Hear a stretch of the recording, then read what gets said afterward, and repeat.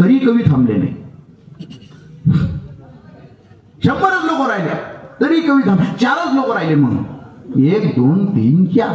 मी कविता सही टेकायला म्हणत हे 4 लोक लय दर्दी दिसतात. 8 घंटे झाले जाग्यावरून हल्ले नाही. ते सही म्हटले तुम्ही इकडे या, तुम्ही पटकन तुमचं आवरण जा घरी. ते चौघच्या चौघ कानानं बहिरे आहे.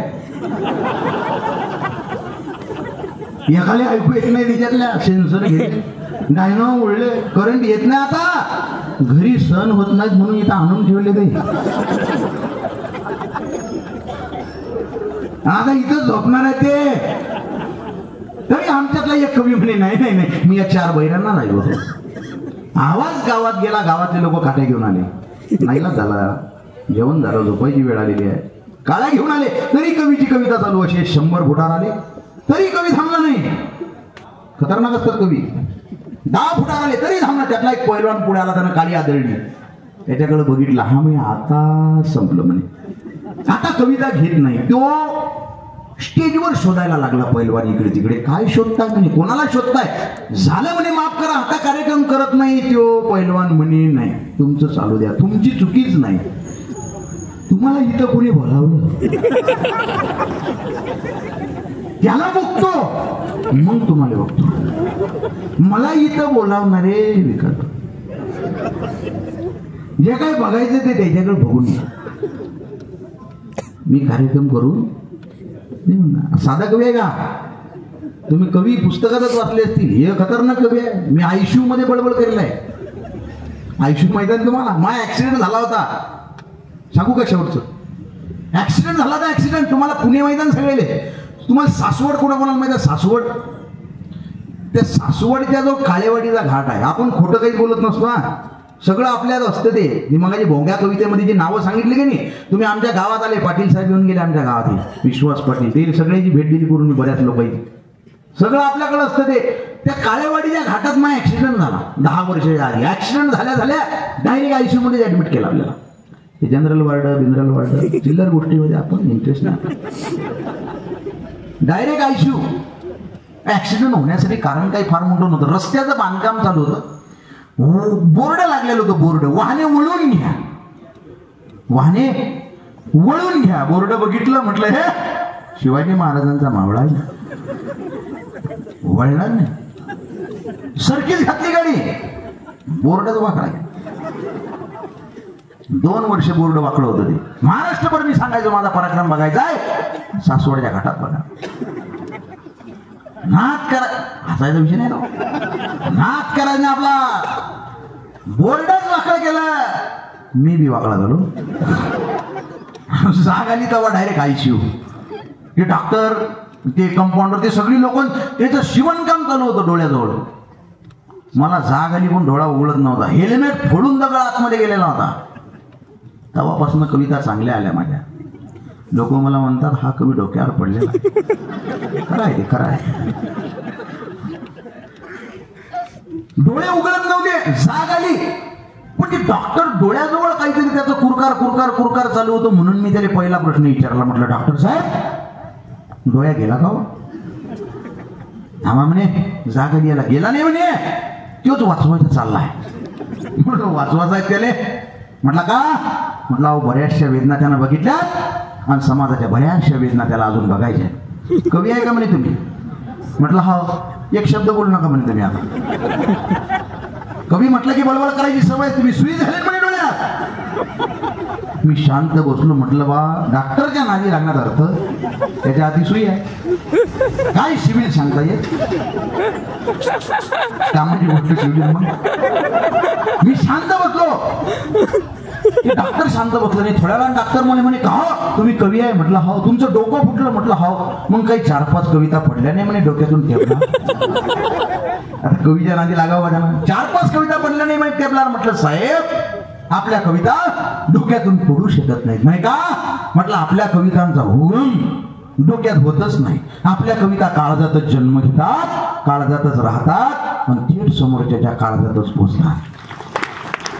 यानं मला ऍडमिट केलं तर त्याच्याकडे यानं एकदा बघितलं. कोणाला आणलं म्हणे?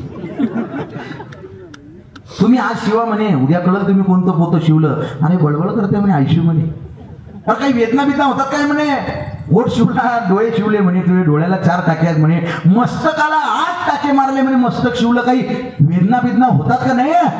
त्यावेळेस मी एक छोटस उत्तर दिलं. महाराष्ट्रभर बरेचसे वक्ते ते उत्तर सांगत असतात. काय म्हणे डॉक्टर, 8 टाके मारले म्हणे, तुमचं मस्तक शिवलं, काही वेदना बिदना होतात का नाही? म्हटलं साहेब, वेदना होत कशा नाहीत हो, या समाजाच्या प्रत्येक वेदनेची एक खिडकी कवीच्या काळजात उघडत असते आणि त्यातूनच आरपार डोकावून बघतो तो आणि भाष्य करतो त्याच्यावर. साहेब तुम्ही 8 टाके मारून 1 मस्तक शिवलं, आम्ही 8 ओळीची कविता लिहून 100 मस्तक शिवण्याचं काम करतो. दुःख अडवायला शेवट आलेला आहे आपला. आता तुम्ही गेले का आले का जाऊन आले का कार्यक्रम ऐकून आले? कसे काय येत ना ते, पण ते आले. काही काही लोक गेले आलेच ना. मगाशी इकडून 2 जण गेले, मला वाटलं ते महत्वाच्या कामाला चालले म्हणून मी त्याला थांबवलं नाही.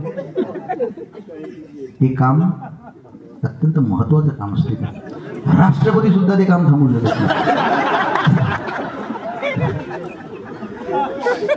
आले आले आले ते काय मागाय 2 जण. अरे अंधारात आहे तुम्ही, वा वा वा वा, आले हो, आले. तुमचं गाव प्रामाणिक आहे हो, आले, काम करून आले. लक्षात ठेवा, महत्वाचं काम करून आले आणि ते काम थांबू नये, कारण त्याचे दुष्परिणाम मग दुसऱ्यांना भोगायला लागू शकतात.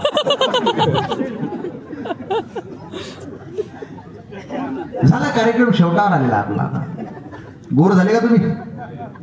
बोर झाले हो म्हणा फक्त. मी 2 घंट्यातून हालत नाही. मला काम काहीच नाही असं नाही. मी चांगला कामाचा माणूस आहे, माझ्या कार्यक्रमात लागेल. पण महाराष्ट्रभर खरं सांगतो तुम्हाला, एवढे कार्यक्रम केले, एवढे हसणारे आणि एवढे मनापासून दाद देणारे लोक तुमच्या या आईतवड्यामध्ये खऱ्या अर्थानं पहिल्यांदा बघायला मला भेटलेले आहेत. असं नाही, काय म्हणतो मला लय ठिकाणी लय भेटतात हो. दुकानातून हसतात काय काय. दुःख अडवायला उंबऱ्यासारखा येशीमध्ये बसून मातीच्या कुशीतल्या गप्पा करणारा हा कवी नाही बरं. शेतकऱ्याचा पोरगा हाडाचा डवऱ्यावर गेलेला आहे, निंद्याला गेलेला आहे, कापसाला गेलेला आहे. पेरणीचे कामं दुसऱ्याच्या वावरात काम केलेले आहेत भाऊ. दुसऱ्याचे कपडे घालून मा आईनं मले खऱ्या अर्थानं दुसऱ्यानं फेकून दिलेले कपडे आम्ही घरी आणले. मा आईनं दुसऱ्याच्या वावरात कामं केली आणि आम्हाला शिकवलं. दुसऱ्याच्या कपड्यावर आम्ही जगलो, दुसऱ्याचे पुस्तकं आम्ही वापरले. पण अभिमान आहे आम्हाला सगळ्या गोष्टीचा. आमच्या मायबापानं आम्हाला या धर्मन जातीच्या चिल्लर गोष्टी नाही शिकवल्या. माझ्या आईनं मला कायम सांगितलं, गड्या एक लक्षात ठेव म्हणे, फसवून कोणाला 1 रुपया कमवू नको म्हणे आणि कुणाचं मन दुखेल असं जिंदगीत कधी वागरू नको, याच्यापेक्षा मोठा धर्म नाही म्हणे. माझ्या आईनं सांगितलं म्हणे. म्हणून आज तुमच्यापुढे अनंतराव उभा आहे. आणि एसी मध्ये बसून मी शेतकऱ्याचा पोरगा आहे ना, 2 ओळी फक्त मी शेतकऱ्यासाठी लिहिलेल्या होत्या. तुम्ही सगळे अभ्यासू आहे म्हणून 2च ओळीची कविता लिहिली शेतकऱ्यावर. बऱ्याच दिवसांना त्या झोपडीत लखलखाट दिसतोय, प्रचंड व्हायरल केली आहे पत्रकारांनी. पत्रकार खतरनाक असतात, त्यांच्यावर मी बोलायचं राहिलं पण वेळ आपल्याकडे संपलेला आहे. बऱ्याचशा कविता राहिलेल्या आहेत. पत्रकार आहेत का आपल्याकडं? पत्रकार आलेले आहेत का कार्यक्रमाला आपल्या? नाही असू द्या. म्हणजे पत्रकार म्हणजे माझा सगळ्यात जिवलग मित्र असतो. म्हणजे या जगातला सगळ्यात इमानदार माणूस म्हणजे पत्रकार असतो, असं नाही. पत्रकारांनी खूप व्हायरल केली. 2 ओळीची कविता आहे फक्त शेतकऱ्यावर. बऱ्याच दिवसांना त्या झोपडीत लखलखाट दिसतोय, शेतकऱ्याचं नशीब फळलं का काय? 2च ओळी आहेत बरं. बऱ्याच दिवसांना त्या झोपडीत लखलखाट दिसतोय, शेतकऱ्याचं नशीब फळलं का काय? दिवाळी नाही, दसरा नाही, यानं घरातच प्रेस झालं का काय? शेतकऱ्याचा पोरगा आहे बघा. शेतकऱ्याच्या व्यथा राजकीय लोकांना कधीच कळणार नाही. तुमच्यातल्या कोणाकोणाचा बैलगाडीशी संबंध आहे? आता जरा ट्रॅक्टर बिक्टर आले, पण बैलाच्या खांद्यावर हात ठेवला ना सगळे ना. शेतकरी मरते त्यावेळेस तो त्या दिवशी आत्महत्या करत नसते. तुमच्याकडे आत्महत्या कमी होतात, आमच्याकडे आत्महत्या होतात बरं. बाबुडीच्या झाडाकडे बघते तो शेतकरी दररोज घरी जाते. मनातल्या मनात त्यानं महिनाभर आत्महत्या केलेली असते, फक्त हिंमत त्याची होत नाही. हे भावना त्याच्या बघते कोण? त्याचे बैल. तुमचा जर बैलांशी संपर्क आला असेल तर तुम्हाला लक्षात येईल, बैल म्हणजे आपल्या घरातला एक व्यक्ती असतो, आपला फॅमिली मेंबर असतो. त्या बैलाच्या मनातल्या वेदना मी 2 ओळीत मांडल्या फक्त. ते बैल त्या मालकाला म्हणते आत्महत्या करू नको बे. 2 आर्या मार मले भेऊ नको रा. आरी माहिती आहे तुम्हाला? आरी ते काठी असते, काठीन त्याला एक खिळा असते. खिळा तुमच्याकडे काय म्हणतात त्याला? तुमच्याकडे काय म्हणतात त्याला? हा, काठी असते ना, काठी. त्याला खिळा असते, थोडा खिळा. जो खिळा टोचतात त्या बैलाला, मग ते बैल चालते पुढे. काय म्हणतात तुमच्याकडे? काही जण आरी म्हणतात, काही जण पुराण म्हणतात. तुमच्याकडे काय म्हणतात? चाबूक नाही हो. चाबूक आहे का? त्याला चाबूक म्हणजे ते वादी बिदी असते चाबूक वरून, तो नाही चाबूक. काठी असते, त्याला एक खिळा असते आणि ते हाती ठेवतात. बैल चालला नाही त्याला टोचतात. त्याला आरी, आमच्याकडे आरी म्हणतात त्याला. 2 आर्या मार मले भेऊ नको र, सोडून पण मालका तू जाऊ नको र. 2 आर्या मार मले भेऊ नको र, सोडून पण मालका तू जाऊ नको र. उठ गड्या झोल आता खाऊ नको र, उठ गड्या झोल आता खाऊ नको र. त्या वावळीच्या झाडाकडं पाहू नको र, त्या वावळीच्या झाडाकडं पाहू नको. हे शेतकऱ्याचं पोरग आहे. येशी मध्ये मातीच्या कुशीतल्या गप्पा करून त्याला पुरस्कार भेटले. लखलाबो त्यांना माझा पुरस्कार हा आहे. श्रोत्यांच्या डोळ्यातला आणि त्यांच्या टाळ्यांचा. हे जे माझ्या भोवती सगळे लोक जमलेले आहेत ना, अशी गर्दी केलेली आहे ना, हा आपला पुरस्कार आहे. आणि जैन एसी मध्ये बसून मातीच्या गप्पा केल्या, त्यांना बी आपण सोडलं नाही, त्यांच्यावर बी 2 ओळी लिहिल्या. जन्म गेला तुझा गारव्यासारखा, काव्यथा मांडतो भोगल्यासारखा, दुःख का मांडतो भोगल्यासारखा. सापडे साचले कल्पनेचे किती, सापडे साचले कल्पनेचे किती. हुंदका हिंडतो पोरक्यासारखा, काव्यथा मांडतो भोगल्यासारखा. झाड वाढेलही ओल भेटेलही, झाड वाढेलही ओल भेटेलही.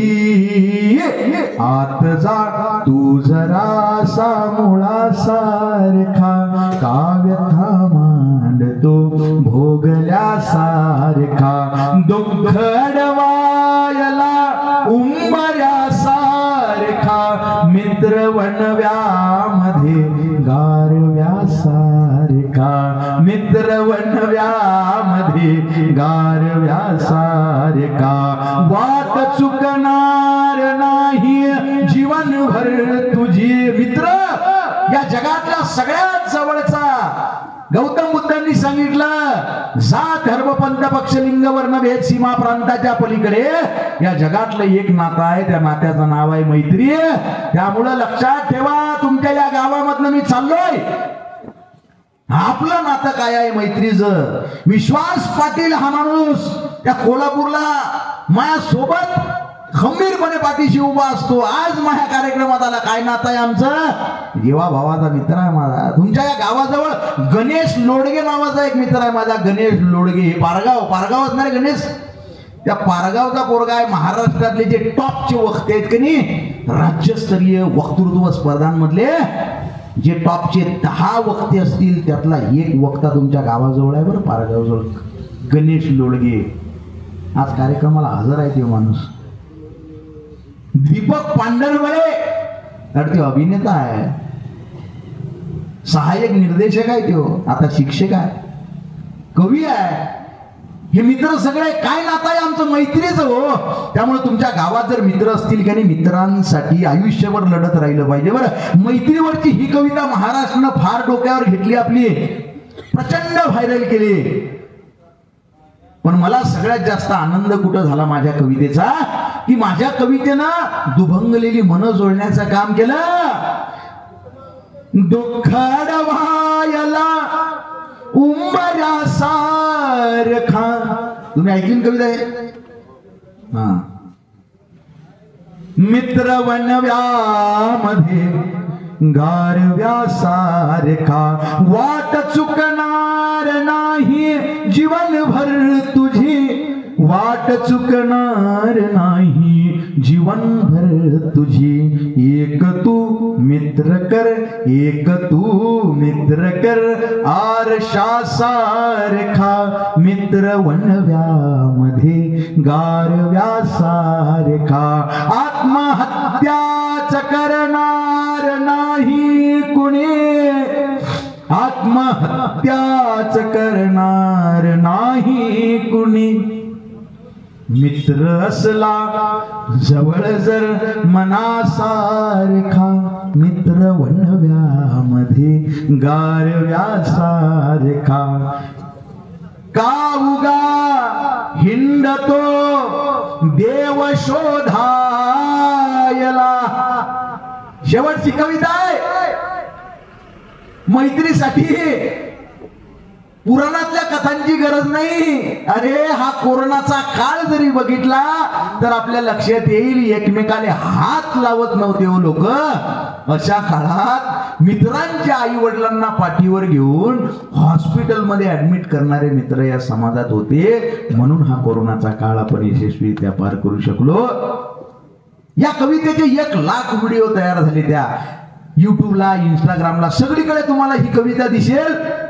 बॉलिवूड पर्यंत कविता केली. कथेत, कीर्तनात, तमाशात, दशावतारी त्या कोकणामध्ये, उसाच्या गाडीवर लोक लग्नात नाचले या कवितेवर. मला एवढा आनंद त्याचा झाला नाही. मला माझ्या कवितेचा खरं सांगतो अभिमान कधी वाटला. तुम्हाला परभणी माहित आहे का?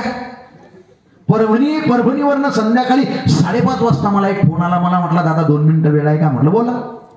आवाज अस्वस्थ होता त्याचा. काही नाही म्हणे दादा, 15-20 दिवस झाले म्हणे मित्राचा मेसेज कॉल नव्हता. अचानक दुपारी 2:15 वाजता म्हणे मोबाईलवर मेसेज पडला. काही चुका झाल्या असतील तर माफ करून टाक म्हणे गड्या, आज आपल्या मैत्रीचा शेवटचा दिवस. माझ्या डोक्यात ट्यूब पेटली म्हणे. मी गाडी काढली, त्याच्या घरी गेलो. हॉलमध्ये आई वडील बसलेले होते. मी तिथं थांबलो नाही म्हणे. डायरेक्ट बेडरूम मध्ये गेलो तर पंख्याला त्यानं दोर बांधलेला होता, पायाखाली स्टूल घेतलेला होता. कार्यक्रमाची तयारी झालेली होती. मी त्याचे पाय धरले म्हणे, त्याला खाली उतरवलं, त्याच्या गळ्यातला फाशीचा दोर सोडला म्हणे. पण तुम्हाला फोन का केला म्हणे दादा, तर त्यांना हाताची मूठ बांधलेली होती. उघडली आम्ही, त्याच्यावर एक 4 ओळीची चिठ्ठी लिहिलेली होती. त्या चिठ्ठीवर 4 ओळी लिहिलेल्या होत्या. का उगा हिंडतो देव शोधायला, मित्र आहे जवळ मंदिरासारखा, मित्र वणव्यामध्ये गारव्यासारखा. अबे म्हटलं मग त्याच्याकडे मी त्याला जरा मोटिवेट करतो. नाही म्हणे दादा वातावरण तापलेलं आहे, घटना आताच घडलेली आहे. पण त्याच्या आईनं मेसेज दिलेला आहे म्हणे, ह्या कोण्या कवीनं ही कविता लिहिलेली आहे, त्याला एकदा आपल्या घरी आण म्हणे. मला माईनं त्याच्या डोक्यावर हात ठेवायचाय. जगातला सगळ्यात मोठा पुरस्कार आपल्या कवितेला मिळाला. याच्या पलीकडे आपला कोणताही पुरस्कार नाही.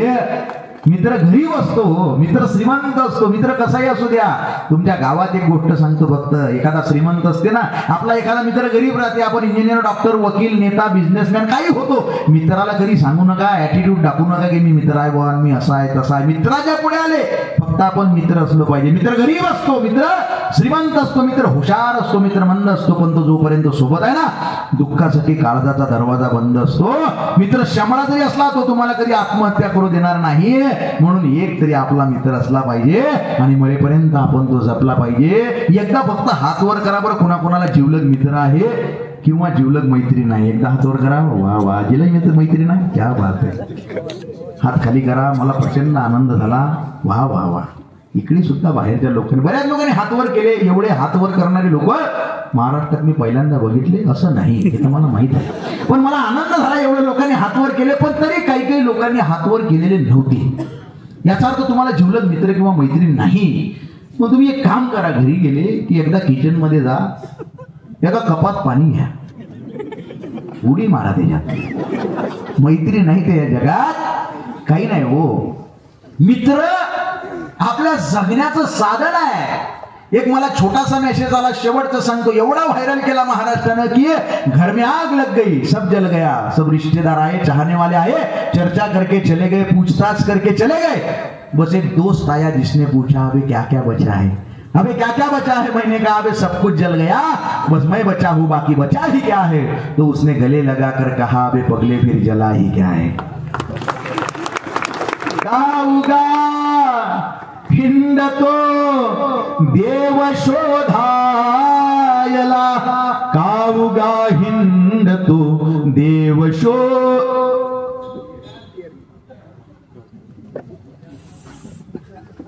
हा गाडी जागा केली देणे का? कोणती गाडी येऊन राहिली? टाळा वाजवा. वा साहेब,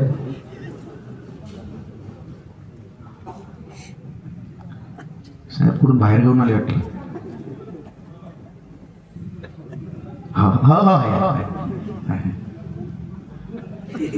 शेवट आलेला आहे कवितेचा कार्यक्रम माझा. हो बाहेर तेच बोललो ना, तुम्ही बाहेर जाऊन आले. मित्र वनव्यामध्ये गारव्या सारखा, काऊगा हिंडतो देव शोधायला, काऊगा हिंडतो देव शोधायला, मित्र आहे जवळ, मित्र आहे. पाटील रडू नका,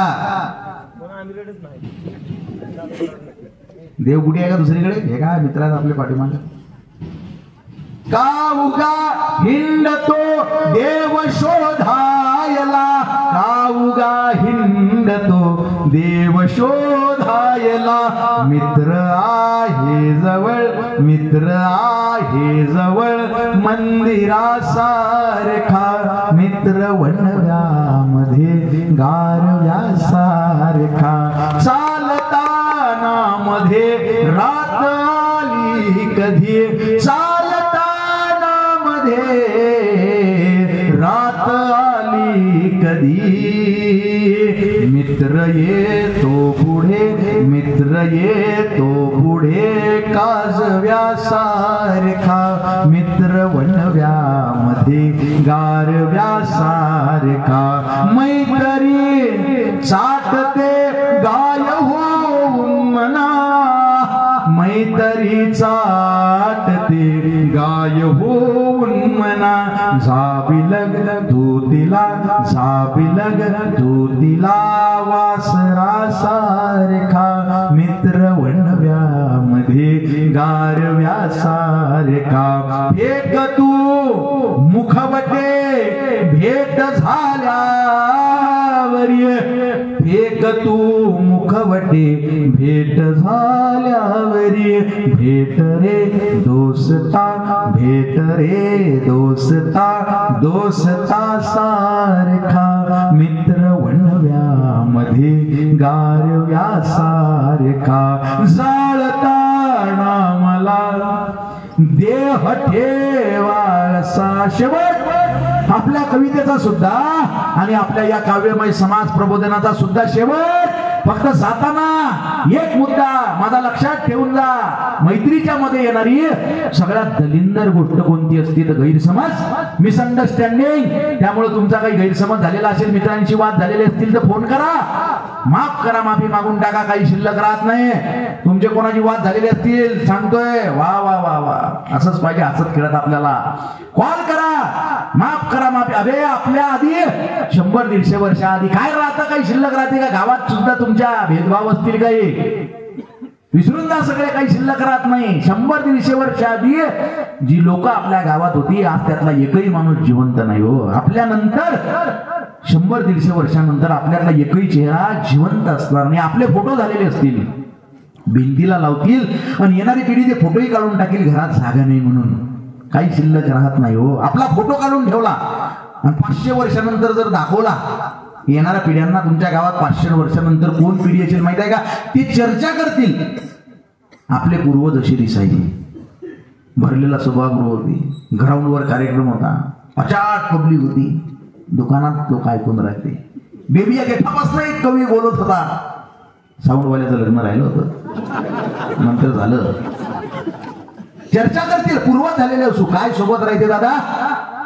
गौतम बुद्ध म्हणतात चुरगाळल्यानंतर फुलांनी दिलेला सुगंध म्हणजे क्षमा, आणि क्षमा ज्ञानी माणसाचं सगळ्यात जवळचं लक्षण आहे. माफ करत चला मित्र. 2 वेळा चुकेल तुमचा, 100 वेळा चुकेल, चुकू द्या.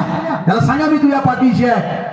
तुमचा एक फोन एखाद्याला आत्महत्येपासून परावृत्त करू शकतो. त्याला सांगा तू चुकलायस, मी तुझ्या पाठीशी आहे. सोबतीने संपवू अंधार मित्रा, वेदनेचाही करू शृंगार मित्रा. घर तसे मजबूत असते मैत्रीचे, गैरसमजाचे नको पंधार मित्रा. तू दगा केलास आता चल असू दे, मी तरी सोबत तुझ्या असणार मित्रा. पण वेगळे सावज नको लावू गळाला, वेगळे सावज नको लावू गळाला. तोच गळगे मी पुन्हा फसणार मित्रा, तोच गळगे मी पुन्हा फसणार मित्रा.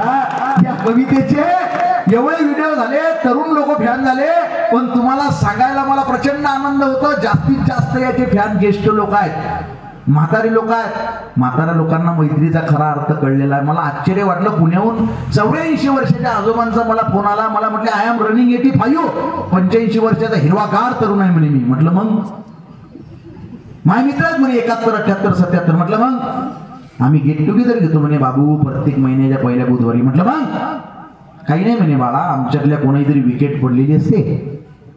हे खतरनाक असतात लोक म्हातारे. आपल्याला वाटतं ते समजत नाही काही नाही. आमच्यातल्या कोणीतरी विकेट पडलेली असते म्हणे, त्याला आम्ही श्रद्धांजली देण्याचा कार्यक्रम घेतो. आणि त्या श्रद्धांजलीला कोणता श्लोक म्हणत नाही म्हणे गड्या, तुझी ही मैत्रीची कविता आम्ही श्रद्धांजली म्हणून वापरतो. यापेक्षा आपल्या कवितेचा मोठा पुरस्कार नाही.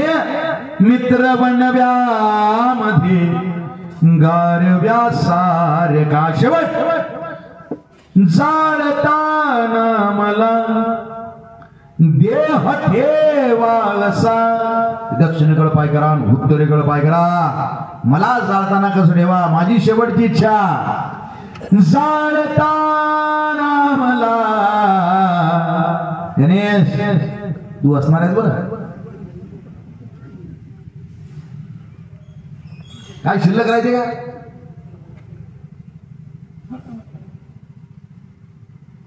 जाळताना मला देह ठेवासा, जाळताना मला देह ठेवासा. कसा? हात खांद्यावरे, हात खांद्यावरे टाकल्या सारखा मित्र वनव्यामध्ये गारव्या सारखा. जाळताना मला देह ठेवासा. खांद्यावर हात टाका बरं सगळेजण. वा वा वा वा, गावकरी सगळे मित्र आहे ना तुम्ही? सगळेजण खांद्यावर हात टाका, तिकडे माग. वा वा वा वा, इकडे महिला वर्ग खांद्यावर हात टाका, खांद्यावर हात टाका एकमेकीला लवकर. वा वा, आजीने टाकला, सगळे टाका. आजी समजदार आहे का? इकडे समजवाले. वा तिकडे माग अंधारात. वा इकडे सगळे. तुम्ही खांद्यावर टाक, खांद्यावर. पर्याय नाही, कार्यक्रम पुढे जात नाही. हा कवी जरा वेगळा आहे. हे बघा प्रेमान सांगतोय मी. नाही मला मग सगळ्या भाज्या येतात. जो खांद्यावर हात टाकणार मला सगळे येते.